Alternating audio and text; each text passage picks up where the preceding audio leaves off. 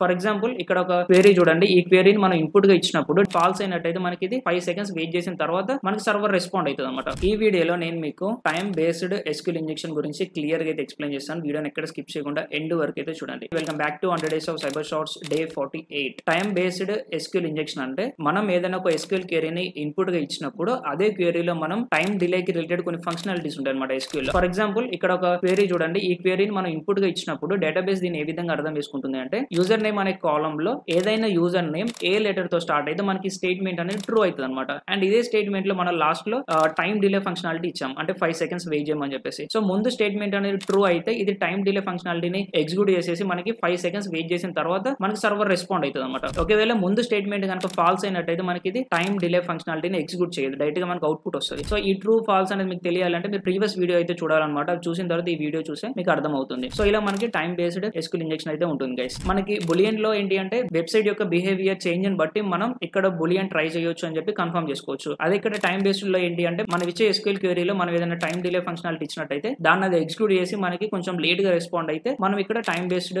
SQL injection ఉంది అని చెప్పి కన్ఫర్మ్ చేసుకోవచ్చు గైస్. ఓకేనా? ఐ హోప్ మీకైతే క్లియర్ అర్థమైంది అనుకుంటున్నాను. Thank you.